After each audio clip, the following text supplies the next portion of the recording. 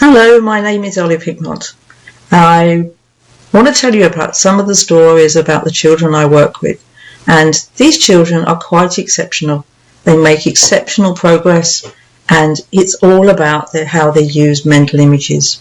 First of all, I'd like to tell you about the lad in special needs school it was currently Easter time, and he'd been in the same class since the previous September, but he hadn't written anything, and he was sitting at the back of the class and he was just gazing at his some bits of plastic on the table that he was tearing up off the front of his folder. And he had his hands cupped around the back of the bits of plastic. And he was also diagnosed as autistic.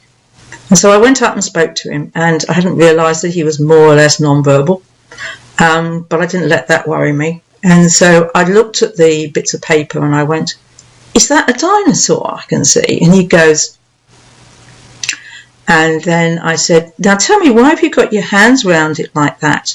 And he looked at me with one of those looks that goes, "I really think you should know the answer to this, but you clearly don't." So he just points at the window, and I went, "Oh, so if you move your hands, then the wind's going to blow them away." So he goes, "Okay." So then I had the idea that there was a big bank of grass outside the window. And I said, "Could you just move your picture of the dinosaur up onto the big bank of grass so that you can have a really big dinosaur?"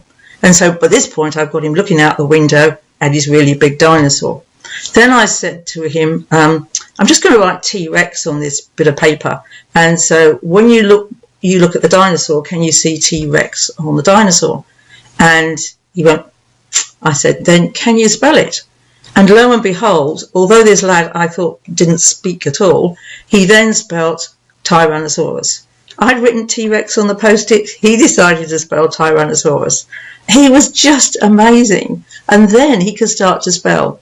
Now, the interesting thing was that when the teacher came back into the class the next day, she heard what had happened.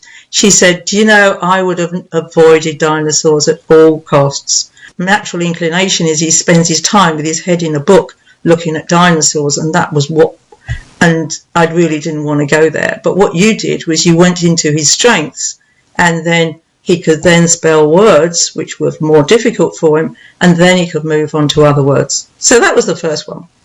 The second one was a lad who nobody thought they could teach anything to, because there was a rumour going around school that he'd got a brain tumour, and that every time they taught him anything, it's moved, and so he lost it. And I went, I'm afraid to say I'm a bit of a rebel at this point, and when the English teacher told me this, I went, "Oh my goodness, that's interesting. How does he do that?" And I think at this point she'd just given up on me. And so anyway, this boy got slipped in at tea break, and because the teacher I knew, and she knew that he wouldn't be on the list because he couldn't remember anything, so she slipped him in at tea break. And we started him off with, she just brought a bag of plastic letters with her, and we just dipped into the letter and started throwing them around the classroom about which was which letter, and he was sort of getting it. The next week I saw him, and he was still in my tea break, and we asked him to copy down a star. I showed him a card with a star on it, and I said, "I'll take it away, and can you just copy it down?" And it was dreadful to start with, and so we had another go, and by about the fourth or fifth time he was getting really good at what this star was going to look like. So we were making progress, and then we started him on words, and very quickly, now we got him starting to remember pictures in his head, he could start on words as well.